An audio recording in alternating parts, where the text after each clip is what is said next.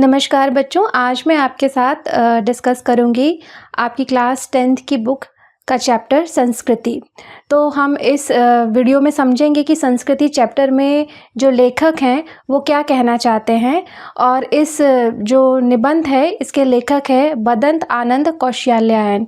जो भदंत आनंद कौशल्यायन थे ये इन्होंने 20 से अधिक पुस्तकें प्रकाशित की है, जिसमें कि कुछ मुख्य पुस्तकें हैं जिनका कि नाम है भिक्षु के पत्र, जो भूला ना जा सका, आह ऐसी दरिद्रता, बहानेबाजी, यदि बाबा न होते, रेल का टिकट, कहाँ क्या देखा आदि। ठीक है, तो ये जो है इन्होंने बौद्ध धर्म अपनाया था और इन्होंने गांधी जी के साथ में बहुत काम किया और उनके व्यक्तित्व से ये बहुत ही ज़्यादा प्रभावित रहे हैं। और इस निबंध में जो है इन्होंने संस्कृति और सभ्यता के बारे में बात की है। तो ये इन्होंने इस मुद्दे को बहुत ही जटिल समझा है और कुछ जटिल प्रश्नों से टकराने की कोशिश की है उन्होंने इस निबंध में। तो इस निबंध में भदंत आनंद कौशल्यायन जी ने एक अनेक उदाहरण देकर ये बताने का प्रयास किया है कि सभ्यता और संस्कृति किसे कहते हैं। दोनों एक ही वस्तु है अथवा अलग अलग हैं। जैसे आजकल के समय में हम लोग डिबेट करते हैं, हम लोग एक दूसरे से चर्चा करते हैं कि दो चीज़ें हैं। जहाँ तक मुझे समझ में आया इस चैप्टर के बारे में कि दो चीज़ें होती हैं, एक संस्कृति और सभ्यता। तो अगर हम जैसे आप लोग इतनी शुद्ध और क्लिष्ट हिंदी से नहीं परिचित हैं, तो जैसे अगर हम कहें कि इंटेलिजेंस और नॉलेज, तो अगर हम संस्कृति वर्ड को इंटेलिजेंस से इक्वल करके देखें और सभ्यता को अगर हम नॉलेज से इक्वल करके देखें तो हमें ये चैप्टर बहुत अच्छे से समझ में आने वाला है। तो वो ये कहते हैं कि क्या इंटेलिजेंस और नॉलेज एक ही चीज़ है या ये दोनों अलग अलग हैं, और अगर एक हैं तो कैसे हैं और अलग अलग हैं तो कैसे हैं। तो इसीलिए इंटेलिजेंस और नॉलेज के लिए इन्होंने संस्कृति और सभ्यता शब्दों का प्रयोग किया है। वो कहते हैं कि वे सभ्यता को संस्कृति का परिणाम मानते हुए कहते हैं कि मानव संस्कृति अविभाज्य वस्तु है।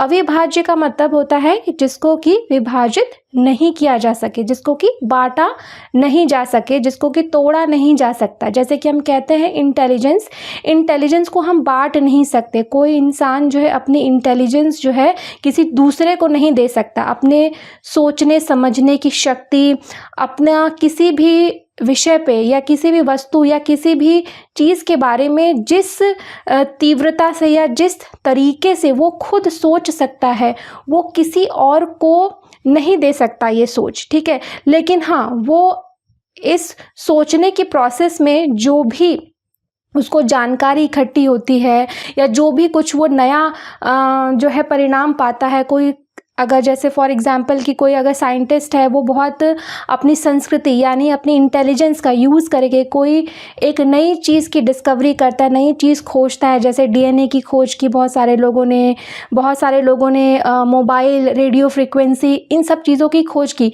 तो इन्होंने इसमें अपनी संस्कृति यानी अपनी इंटेलिजेंस का यूज़ किया और उस इंटेलिजेंस के यूज़ करने की वजह से जो उनको जानकारी इकट्ठा हुई, वो जानकारी यानी कि वो सभ्यता उन्होंने अपने साथियों से शेयर किया, हम लोगों से शेयर किया। और आज उसी इंटेलिजेंस की वजह से जो है हम आज बहुत ही सुख सुविधाओं में रह रहे हैं। ठीक है, तो उन्हें संस्कृति का बंटवारा करने वाले पर आश्चर्य होता है और दुख भी। सही बात है भाई, हम इंटेलिजेंस को नहीं डिवाइड कर सकते हैं। ठीक है, उनके दृष्टि में जो मनुष्य के लिए कल्याणकारी नहीं है वह न सभ्यता है और न संस्कृति। और वो ये कहना चाहते हैं कि जो चीज़ मनुष्य जाति के लिए या पूरे मानवता के लिए अच्छी नहीं है, तो ना तो हम उसको इंटेलिजेंस कह सकते हैं, ना ही हम उसको नॉलेज कह सकते हैं। हम उसको किसी भी कैटेगरी में नहीं रखेंगे, ना इंटेलिजेंस की कैटेगरी में रखेंगे, ना ही नॉलेज की।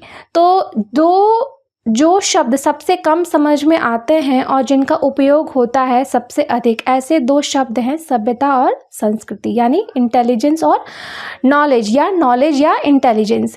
इन दो शब्दों के साथ जब अनेक विशेषण लग जाते हैं, उदाहरण के लिए जैसे भौतिक सभ्यता और आध्यात्मिक सभ्यता, जैसे हम कहते हैं कि बड़ी सारी चीज़ों के लिए हमको नॉलेज होती है, हमको जानकारी होती है। जैसे हम कहीं कहीं से जानकारी इकट्ठा करते हैं, जैसे हमें इलेक्ट्रॉनिक्स के सामान के बारे में जानकारी है, हमें जानकारी है कि फ्रिज कैसे काम करता है, हमें जानकारी है कि पंखा कैसे चलता है, हमें जानकारी है कि बारिश कैसे होती है। ये सारी चीज़ें हमारी भौतिक सुख सुविधाओं में पता है कि हमें मोबाइल कैसे चलाना है, कंप्यूटर कैसे चलाना, ये सब चीज़ें हमारी भौतिक सभ्यता का पार्ट है।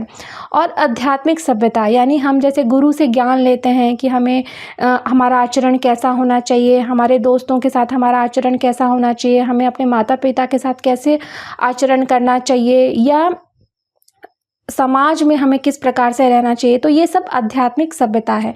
तब दोनों शब्दों का जो थोड़ा बहुत अर्थ समझ में आया रहता है वह भी गलत सलत हो जाता है। तो कई बार हम दोनों ही शब्दों से कंफ्यूज रहते हैं कि भाई सभ्यता कहें इसको कि या इसको संस्कृति कहें। क्या यह एक ही चीज़ है अथवा दो वस्तुएं? वो ये जानना चाहते हैं कि क्या ये जो संस्कृति है और जो सभ्यता है या जो नॉलेज है, वो इंटेलिजेंस है, एक ही चीज़ है या अलग अलग है? यदि दो हैं तो दोनों में क्या अंतर है? हम इसे अपने तरीके पर समझने की कोशिश करें। कल्पना कीजिए उस समय की जब मानव समाज का अग्नि देवता से साक्षात नहीं हुआ था। अग्नि देवता का कहने का मतलब है इनका कि मतलब आग का आविष्कार नहीं हुआ था। ये मतलब हिंदी में बोलचाल की भाषा में कहते हैं अग्नि देवता का आविष्कार नहीं हुआ था। इसका ये मतलब नहीं है कि देवता आके प्रकट हुए थे, वैसा मत समझिएगा। इसका मतलब बोलचाल में हिंदी में ऐसे बोला जाता है कि अग्नि देवता का साक्षात नहीं हुआ था। कहने का मतलब है कि फायर की, आग की डिस्कवरी नहीं हुई थी, हमें नहीं पता था कि आग क्या होता है, तब की बात ये कर रहे हैं। तो वैसे तो आपको पता है आज तो घर घर में चूल्हा जलता है, तो सबको आग के बारे में पता है, ठीक है। तो जिस आदमी ने पहल आग का आविष्कार किया होगा वह कितना बड़ा आविष्कर्ता होगा। तो जब पहली बार जिस आदमी ने आग को मतलब एक्सपीरियंस किया होगा, खोजा होगा कि भाई ये क्या चीज़ है, हाँ। और कई बार हमें जब पहली बार कोई चीज़ मिलती है और किसी से हमने उसके बारे में जाना सुना नहीं होता है तो जनरली हम उससे डर जाते हैं, भाग जाते हैं। लेकिन वो आदमी कितना बहादुर रहा होगा कि आग जैसी चीज़ जो उसने न कभी देखी, न सुनी, न जानी, लेकिन फिर भी वो इससे भागा नहीं, वो इससे डरा नहीं, और इसका परिणाम क्या हुआ कि उसने आग का आविष्कार कर लिया। और एक और परिस्थिति की कल्पना करने के लिए लेखक कह रहे हैं कि अथवा कल्पना कीजिए उस समय की जब मानव को सुई धागे का परिचय न था। परिचय होने का मतलब जानकारी नहीं थी, सुई धागा के बारे में उसको कोई जानकारी नहीं थी जब हम लोगों को। तो जिस मनुष्य के दिमाग में पहल बात आई होगी कि लोहे के एक टुकड़े को घिसकर उसके एक सिरे को छेद कर और छेद में धागा पिरोकर कपड़े के दो टुकड़ों को एक साथ जोड़े जा सकते हैं, वह भी कितना बड़ा आविष्कर्ता रहा होगा। मतलब पहली बार, बहुत सिंपल सी चीज़ है। अभी आपको लगता होगा सुई का आविष्कार करना कौन सी बड़ी बात हो गई, लेकिन बड़ी बात यह है कि जो छोटी छोटी चीज़ों से मिलके आज हमारा जीवन इतना सुखमय और सुविधा संपन्न बना हुआ है। इन सब छोटी छोटी चीज़ों को बहुत सारे हमारे मानव जाति के बहुत सारे इंटेलिजेंट लोगों ने खोजा है पहली बार, तब जाके आज हम इतने उसमें और चीज़ें ऐड कर पाए हैं और हम इतने अच्छे से रह पा रहे हैं। तो जो पहली बार करता है वो बहुत ही ज़्यादा गुणवान, बहुत ही ज़्यादा बुद्धिमान, और हम कह सकते हैं कि वो हम बाकी लोगों से बहुत ही ज़्यादा इंटेलिजेंट रहता है, ठीक है। तो इन्हीं दो उदाहरणों पर विचार कीजिए। पहले उदाहरण में एक चीज़ है कि किसी व्यक्ति विशेष की आग का आविष्कार कर सकने की शक्ति, और दूसरी चीज़ है आग का आविष्कार। देखिए, एक होती है कि मैं या कोई व्यक्ति आग का आविष्कार कर सकने की क्षमता रखता है, ठीक है।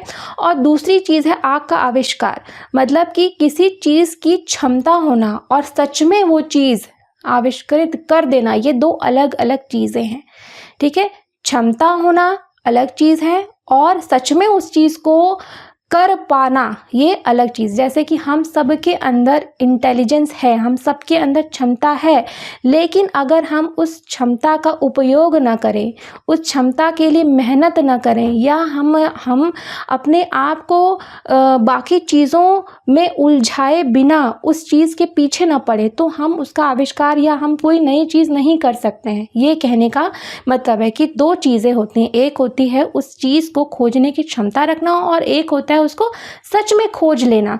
तो लेखक इस बात से ये इशारा करना चाहता है कि कई बार इंटेलिजेंस होते हुए भी हम चीज़ों को नहीं समझ पाते हैं। वो इसलिए क्योंकि हम उसके ऊपर प्रॉपर जितना उस चीज़ को समय देना चाहिए, जितना उस चीज़ के ऊपर फोकस करना चाहिए, उतना हम नहीं करते हैं, इसलिए हम वो क्षमता होते हुए भी वो काम नहीं कर पाते हैं। ठीक है, तो इसी और बात को और उन्होंने अच्छे से समझाया है। दूसरी चीज़ है आग का आविष्कार।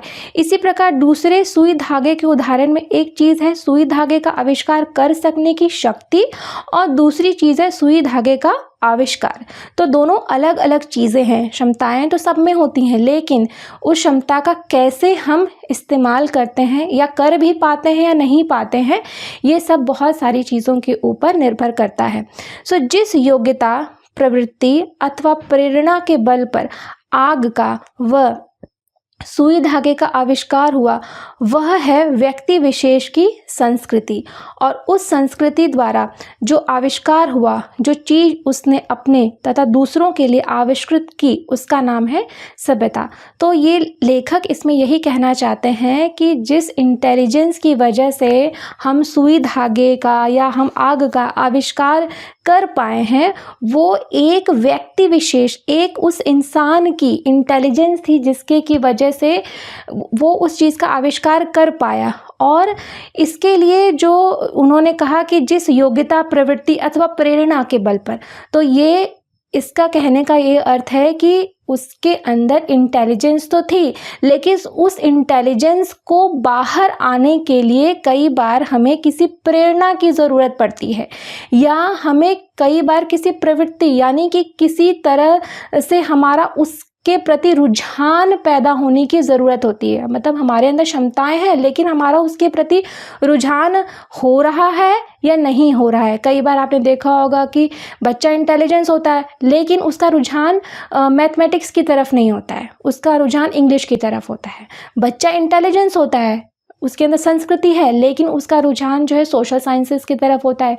बच्चा इंटेलिजेंस होता है, लेकिन उसका रुझान तो सब में नहीं इंटरेस्ट रखता है, लेकिन वो किसी एक सब्जेक्ट में अच्छा करने की प्रवृत्ति रखता है। या कई बार हमारे इंटेलिजेंस को, हमारी संस्कृति को एक्सप्रेस होने के लिए कई बार किसी से इंस्पायर होने की ज़रूरत होती है, किसी से प्रेरणा लेने की ज़रूरत होती है, तभी वो इंटेलिजेंस हमारा जो है हम दुनिया के सामने ला पाते हैं। कई बार हमें एक्सटर्नल फैक्टर्स की भी ज़रूरत पड़ती है अपने इंटेलिजेंस को सही तरीके से दुनिया के सामने लाने या उसका इस्तेमाल करने के लिए। ठीक है, और जो इंटेलिजेंस से हम काम करते हैं, नई चीज़ों का आविष्कार करते हैं, नई चीज़ों की खोज करते हैं, और जब हमारे अंदर ये भावना रहती है कि इस चीज़ को खोज के या इस चीज़ का आविष्कार करके मैं ये इसलिए करना चाहता हूँ, इसलिए खोजना चाहता हूँ, इसमें इतना समय और मेहनत मैं इसमें इसलिए लगाना चाहता हूँ ताकि इससे मैं दुनिया का कल्याण कर सकूँ। जैसे आपने देखा होगा कि बहुत सारे डॉक्टर्स, बहुत सारे साइंटिस्ट दिन रात लगे हुए हैं कैंसर के बारे में रिसर्च करने के लिए कि हम कैसे कैंसर को शरीर से ख़त्म कर सकें। तो उन्होंने वो बहुत मेहनत कर रहे हैं, बहुत सारे एक्सपेरिमेंट लगा रहे हैं, लेकिन उसके पीछे उनकी मंशा यही है कि वो अपने इस मेहनत का जो भी फल आएगा उसको सबके साथ साझा करेंगे। और ये जो साझा करने की प्रवृत्ति है, इसी को हम कहते हैं सभ्यता। मतलब दूसरे के कल्याण के लिए अपने आप को प्रेरित करना। ठीक है, ये होती है हमारी सभ्यता। सो जिस व्यक्ति में पहली चीज़ जितनी अधिक व जैसी परिष्कृत मात्रा में होगी, वह व्यक्ति उतना ही अधिक व वैसा ही परिष्कृत आविष्कार करता होगा। यानी कि जैसी हमारी इंटेलिजेंस होगी, जितनी हमारी अधिक परिष्कृत मात्रा, परिष्कृत मतलब उतना ही ज़्यादा एक्सपर्ट होगा अपनी चीज़ों में, उतना ही ज़्यादा उसकी बुद्धि तीव्र होगी उस चीज़ को पाने या करने के लिए, उतना ही ज़्यादा उसके अंदर जो है एक अंदर से बेचैनी रहेगी कि नहीं हमें ये करना है, ये ढूंढना है, उतना ही अच्छा वो आविष्कार करता होगा, उतना ही ज़्यादा वो लगन से और अच्छे से काम कर पाएगा। एक संस्कृत व्यक्ति किसी नई चीज़ की खोज करता है, किंतु उसके संतान को वह अपने पूर्वज से अनायास ही प्राप्त हो जाती है। जैसे कि अगर कोई बहुत इंटेलिजेंट है, वो कोई किसी नई चीज़ की खोज करता है, कोई वैज्ञानिक ही मान लीजिए, वो किसी नई चीज़ की खोज करता है, तो उसकी जो संतान है, ठीक है, उसको अपने पूर्वज से अनायास ही प्राप्त हो जाती है। तो जिस व्यक्ति की बुद्धि ने अथवा उसके विवेक ने किसी भी नए लक्ष्य का दर्शन किया, वह व्यक्ति ही वास्तविक संस्कृत व्यक्ति है, और उसके संतान जिसे अपने पूर्वज से वह वस्तु अनायास ही प्राप्त हो गई, वह अपने पूर्वज की भांति सब भले ही बन जाए, संस्कृत नहीं कहला सकता।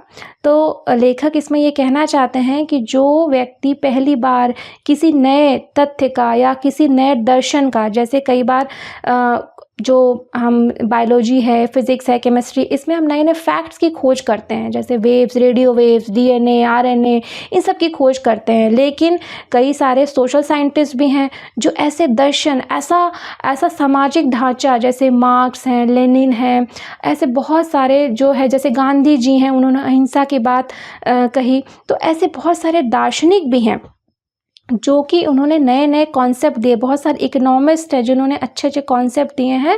लेकिन उनके बच्चों को, यानी कि अगर उनकी पीढ़ी को, या उनके बच्चों से यहाँ पे ये मतलब है कि उनके आगे आने वाले मनुष्य की पीढ़ी को, वो अपना ज्ञान, अपनी इंटेलिजेंस से जो भी उन्होंने नई चीज़ खोजी, वो भले ही बांट दें, उनको सिखा दें, लेकिन वो सीख तो जाएंगे जिससे कि वो सभ्य कहलाएंगे, लेकिन वो संस्कृत नहीं कहला सकते, वो इंटेलिजेंस नहीं कहला सकते, वो नॉलेजेबल ज़रूर कहला सकते हैं, जैसे सभ्य कहला जा सकते हैं। जैसे हम किसी इंसान को कहते हैं कि वो पर्सन बहुत नॉलेजेबल है, सभ्य है, लेकिन वो पर्सन इंटेलिजेंट है ये हम नहीं कह सकते, या वो पर्सन संस्कृत है ये नहीं कह सकते हैं।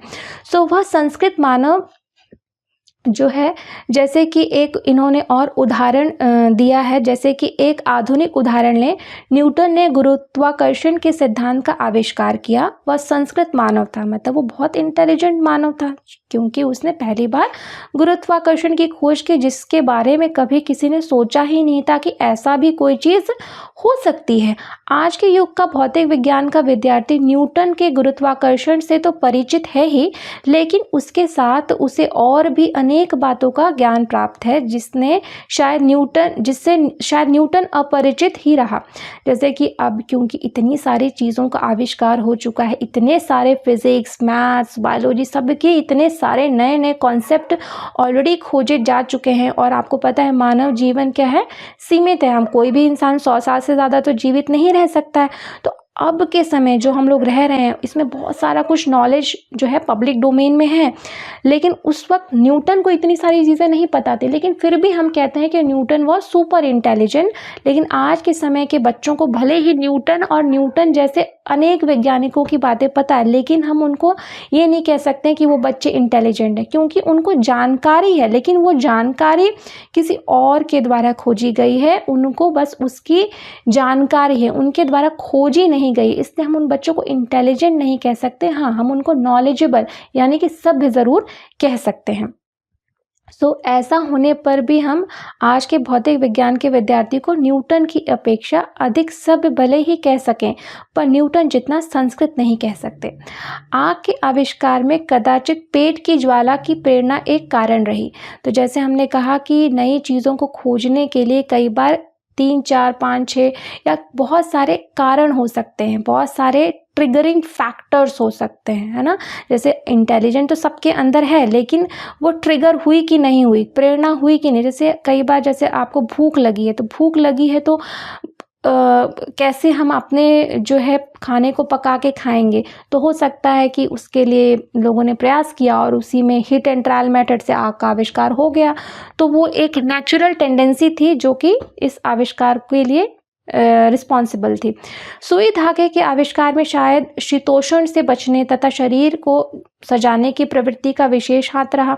जैसे कि सुई धागे के पीछे का हो सकता है सर्दी से बचने के लिए, गर्मी से बचने के लिए, या सुंदर लगने के लिए, अच्छा लगने के लिए कपड़े बनाए गए। ठीक है, अब कल्पना कीजिए उस आदमी की जिसका पेट भरा है। अब मान लीजिए कोई आदमी है जिसका पेट सब भरा है, उसके पास सब कुछ है, जिसका तन ढका है, लेकिन जब वह खुले आकाश के नीचे सोया हुआ रात के जगमगाते तारों को देखता है तो उसको केवल इसलिए नींद नहीं आती क्योंकि वह यह जानने के लिए परेशान है कि आखिर यह मोती भरा थाल क्या है। तो देखिए, लेखक यहाँ पे बिल्कुल स्पष्ट रूप से कहता है कि ज़रूरी नहीं है कि हर एक नई डिस्कवरी या नए कॉन्सेप्ट के पीछे एक ही प्रेरणा हो। प्रेरणा के कई सारे स्रोत हो सकते हैं। कभी हमारी भूख हमारी प्रेरणा हो सकती है, कभी सर्दी, कभी गर्मी, कभी बरसात, और कभी हमारी जो उत्सुकता है। ठीक है, तो यानी कि मानव जीवन में केवल ऐसा नहीं है कि हम भौतिक चीज़ों के से ही प्रेरित होते हैं। हम अपने अंदर ये जो उत्सुकता का जो गुण भगवान ने हमको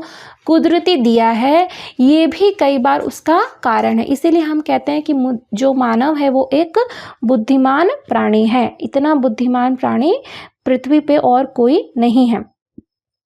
तो उसको पेट भरने और तन ढकने की इच्छा मनुष्य की संस्कृति की जननी नहीं है। तो लेखक का स्पष्ट कहना है कि इसका मतलब ये नहीं कि जो हम जो भी हमारे अंदर इंटेलिजेंस है उसका जो है जन्म इसीलिए हुआ क्योंकि हमें जो है बहुत भौतिक चीज़ों की इच्छा थी। मतलब इंटेलिजेंस आदमी के अंदर पहले से ही थी, बस उसने उसका यूज़ अलग अलग तरीके से अलग अलग समय पे किया।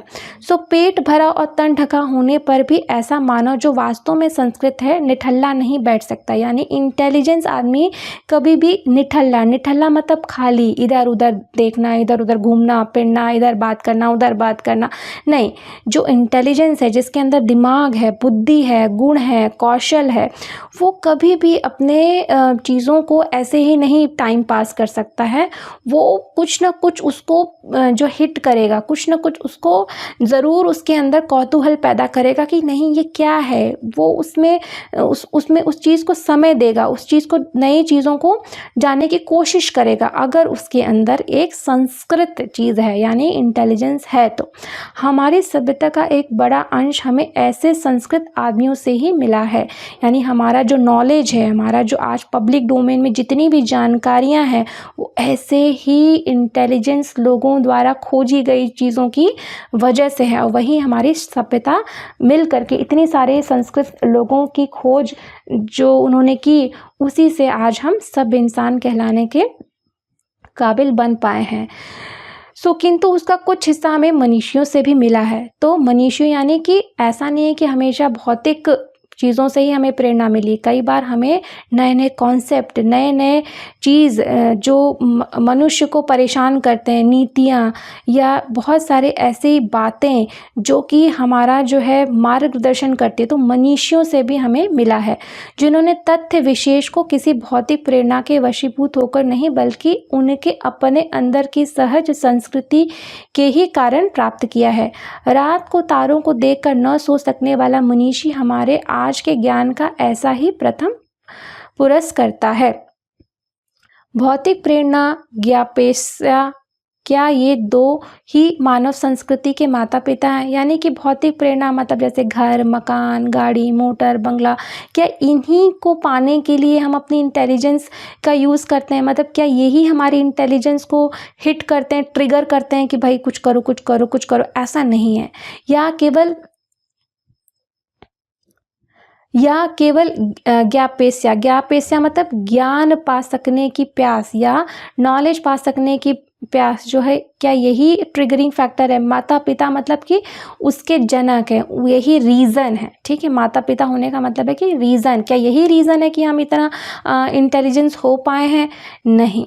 दूसरे के मुंह में कौर डालने के लिए जो अपने मुंह का कौर छोड़ देता है, आपने देखा होगा कि बहुत सारे मनुष्यों के अंदर एक ये जो भावना होती है कि अपने, जैसे माएँ ऐसे करती हैं कि अपना ना खा के बच्चे को खिला देती हैं, उसको यह बात क्यों और कैसे सूझती है? कौन उसको बताता है? कोई बताता है कि भाई अपना खाना छोड़ दो और दूसरे को खिला दो? कोई बोलता है? कोई नहीं बोलता। अब मनुष्य अपने से ही प्रेरित होकर ये काम करते हैं, यानी ये एक इंटेलिजेंस है जो कि एक अंदरूनी गुण है। मनुष्य के अंदर ये नैसर्गिक गुण है जो कि उसके अंदर से अपने आप ही रहती है। रोगी बच्चे को सारी रात गोद लिए जो माता बैठी रहती है, वह आखिर ऐसा क्यों करती है? सुनते हैं कि रूस का भाग्य विधाता, रूस के जो सबसे बड़े नेता थे लेनिन, भाग्य विधाता मतलब उन्होंने रूस के लिए बहुत काम किया और उनका बहुत बड़ा वो एक सोशल साइंटिस्ट थे। सो अपनी डेस्क में रखे हुए डबल रोटी के सूखे टुकड़े स्वयं न खाकर दूसरों को खिला दिया करते थे। मतलब खुद भूखे रह के दूसरों के पेट भरने के बारे में सोचते थे और करते थे। तो ऐसा क्यों करते थे? अगर उनको अगर भौतिक चीज़ों का सुख होता तो वो ऐसा क्यों करते? लेकिन वो ऐसा किया क्योंकि उनके अंदर एक इंटेलिजेंस थी, एक संस्कृत थी, ठीक है? वह आखिर ऐसा क्यों करता था? संसार के मजदूरों को सुखी देखने का स्वप्न देखते हुए कार्ल मार्क्स भी एक बहुत बड़े सोशल साइंटिस्ट है जिन्होंने बहुत ही आंदोलन करते हुए बहुत क्रांतिकारी कदम उठाया, जिससे कि बहुत सारे मजदूर लोगों का जो है बहुत भला हुआ। और कार्ल मार्क्स बहुत बड़े सोशल साइंटिस्ट थे और उन्होंने अपना सारा जीवन दुख में बिता दिया क्योंकि वो दूसरों के लिए काम करना चाहते थे और दूसरों को सुखी देना, उनके हक और उनके जो है उनके लिए, उनके हित में, उनके हित के बारे में सोचने के लिए पूंजीवाद के खिलाफ इन्होंने लड़ाई लड़ी।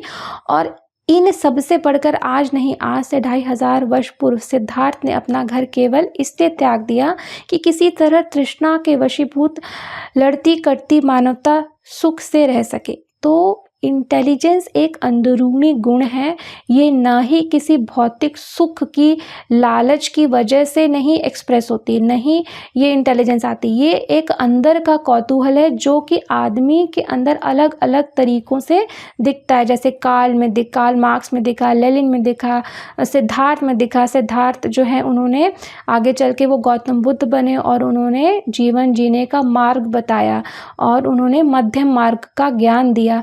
तो अपने ज्ञान को, उनके पास किसी भी सुख सुविधा की कमी नहीं थी, फिर भी उन्होंने सब कुछ त्याग करके जो है वो बौद्ध भिक्षु बन गए, बौद्ध धर्म अपनाया, बौद्ध धर्म का ज्ञान दिया सिद्धार्थ ने। तो हमारी समझ में मानव संस्कृति की जो योग्यता आग व सुई धागे का आविष्कार कराती है वह भी संस्कृति है, और जो योग्यता तारों की जानकारी कराती है वह भी संस्कृति है, और जो योग्यता किसी महामानव को सर्वस्व त्याग कराती है वह भी संस्कृति है। तो लेखक ये कहना चाहते हैं कि इंटेलिजेंस ऐसा नहीं है कि आपको हमेशा कुछ आविष्कार करना होगा या कुछ भौतिक रूप में आविष्कार करना होगा। इंटेलिजेंस का मतलब कई बार आपका जो आप कॉन्सेप्ट देते हैं, जो आप अपनी बात बोलते हैं और उससे प्रेरित बहुत सारे लोग होते हैं, जैसे ऋषि मुनि अपनी बात बोलते हैं, जैसे मार्क्स ने अपनी बात बोली। तो ये सब के सब इंटेलिजेंस का ही हिस्सा है और वो उसी को हम कहते हैं ये संस्कृति है। और सभ्यता क्या है? सभ्यता है संस्कृति का परिणाम, यानी जो भी पहली बार किसी ने खोजी और अब उस खोज को जो हम एक दूसरे से साझा करते हैं उसको ही हम कहते हैं सभ्यता। अब इस चीज़ को, इस नॉलेज को एक पीढ़ी से दूसरी पीढ़ी, दूसरी पीढ़ी से तीसरी पीढ़ी, और उसको हम परिष्कृत करते चलते हैं, तो इस चीज़ को ही हम कहते हैं सभ्यता। तो हमारे खाने पीने के तरीके, हमारे ओढ़ने पहनने के तरीके, हमारे गमनागमन के साधन, गमनागमन मतलब आने जाने के साधन जैसे कार, मोटर बाइक, स्कूटर, हमारे परस्पर कट मारने के तरीके, हम सब हमारी सभ्यताएं, ये सब हमारी सभ्यता हैं जो एक पीढ़ी से दूसरी पीढ़ी, दूसरी पीढ़ी से तीसरी पीढ़ी ट्रांसफ़र हुए चले आ रहे हैं। मानव की जो योग्यता उसे आत्मविनाश के साधनों का आविष्कार कराती है, हम उसे उसकी संस्कृति कहें या असंस्कृति। लेकिन देखिए, इंटेलिजेंस पहली बार किसी नई चीज़ को खोजने की प्रोसेस को हम कह रहे हैं कि हाँ वो संस्कृति है, वो इंटेलिजेंस है। लेकिन कई बार क्या होता है कि विनाश के लिए भी कई बार हम ऐसी चीज़ों का खोज कर देते हैं जो कि हमारे विनाश का कारण होती है, ठीक है। तो हम उसको संस्कृति नहीं कह सकते हैं, क्योंकि संस्कृति एक पॉजिटिव शब्द है, ये नेगेटिव शब्द नहीं है, ठीक है। तो इसीलिए अगर हम चीज़ों का इस्तेमाल या चीज़ों की खोज मानव सभ्यता या मानव के विकास के लिए करें, तभी हम उसको संस्कृति कहेंगे। अदरवाइज हम उसको क्या कहेंगे, वो असंस्कृति है। और जिन साधनों के बल पर वह दिन रात आत्मविनाश में जुटा हुआ है, उन्हें हम उसकी सभ्यता समझें या असभ्यता। संस्कृति यदि कल्याण की भावना से नाता टूट जाएगा तो वह असंस्कृति होकर ही रहेगी, और ऐसी संस्कृति का अस्वयंभावी परिणाम असभ्यता के अतिरिक्त दूसरा क्या होगा। अस्वयंभावी मतलब ये 100% गारंटी होना, ये हो के ही रहेगा। मतलब अगर असंस्कृति है, यानी अगर आपकी इंटेलिजेंस गलत कामों में लगी है, तो उससे जो नॉलेज आएगी वो असभ्यता की ही जानकारी आएगी, वो नॉलेज जो है समाज को असभ्य ही बनाएगी। सो संस्कृति के नाम से जिन कूड़े करकट के ढेर का बोध होता है, वह न संस्कृति है न रक्षणीय वस्तु। तो अगर किसी खराब चीज़, कोई मान लीजिए कोई चीज़ पहले किसी को पता नहीं थी, लेकिन आज के समय में वो पता चल गई, लेकिन वो मानव का हित नहीं कर रही है, तो हम उसको संस्कृति नहीं, वो कूड़ा कचरा है, ठीक है। और ना ही वो रक्षणीय है। रक्षणीय मतलब जिसकी कि हम रक्षा करें, जिसका कि हम बचाव करें। तो क्षण क्षण परिवर्तन होने वाले संसार में किसी भी चीज़ को पकड़कर बैठा नहीं जा सकता। मतलब हमारा जो संसार है, इसमें एक एक से इंटेलिजेंट लोग आ रहे हैं, एक एक से नए नए आविष्कार रोज़ हो रहे हैं, रोज़ नई नई खोजें हो रही हैं, तो ये हमेशा बदल रहा है। तो इसमें किसी चीज़ को पकड़ के तो नहीं बैठ सकते। पकड़ मतलब कि बस यही चीज़ है, इसके आगे कुछ नहीं हो सकता, यही अंतिम सत्य है, ऐसा हम नहीं कह सकते हैं। हमें कई बार जो चीज़ों को हम सालों साल से मान के, समझ के और सही मानते हुए चले आ रहे हैं, कई बार हमें उससे भी बदलना पड़ता है, क्योंकि जब नई खोज, नई डिस्कवरी सामने आ जाती है, तो हमें अपने विचार को भी बदलना पड़ता है उसी के हिसाब से।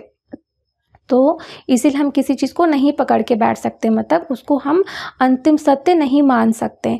मानव ने जब जब प्रज्ञा मतलब बुद्धि, विवेक से जब जब प्रज्ञा और मैत्री भाव से किसी नए तथ्य का दर्शन किया है, तो उसने कोई वस्तु नहीं देखी है जिसकी रक्षा के लिए दल बंदियों की ज़रूरत है। तो जब जब अपने अच्छे इंटेंशन से, अच्छी बुद्धि से, अपने ज्ञान से जो है जब नई नई चीज़ों को देखा है, तो उसकी रक्षा के लिए किसी दल बल या किसी सेना की ज़रूरत नहीं है। वो अपनी रक्षा खुद करने में स्वयं सक्षम है, क्योंकि उसके अंदर एक मैत्री का बोध है, एक फ्रेंडलीनेस है, एक मानव कल्याण की भावना छुपी हुई है। इसलिए उसको किसी सेना की ज़रूरत नहीं है उसको रक्षा करने के लिए।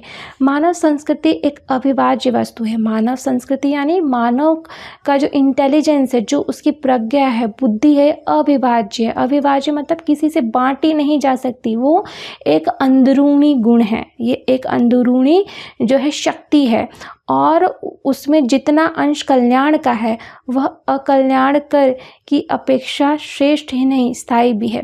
तो उसके अंदर जितना ही वो इंटेलिजेंस को अगर हम जितना ही मानव कल्याण में लगाएंगे, वो उतना ही ज़्यादा स्थायी है, ठीक है। वो श्रेष्ठ ही नहीं, स्थायी भी है, क्योंकि हम उसको जो है मानव कल्याण के लिए ही लगाएंगे, तभी हम उसको संस्कृति कहेंगे। वो हम ये नहीं कह सकते हैं कि संस्कृति अच्छी है और संस्कृति बुरी है, नहीं, संस्कृति का मतलब ही है अच्छा, ठीक है। तो उसमें श्रेष्ठ और वो ही स्थायी भी है। मतलब संस्कृति का मतलब हमेशा ही अच्छी भावना और अच्छी मैत्री पूर्ण भावना से नई नई चीज़ों का खोज करने की चीज़ को हम संस्कृति कहेंगे। इसका अपोजिट या विलोम नहीं हो सकता असंस्कृति। तो मैं उम्मीद करती हूँ कि आपको ये जो है चैप्टर अच्छे से समझ में आया होगा। इसके प्रश्न अभ्यास का जो है हम अगले वीडियो में जो है एक्सप्लेनेशन देखेंगे। तो थैंक यू।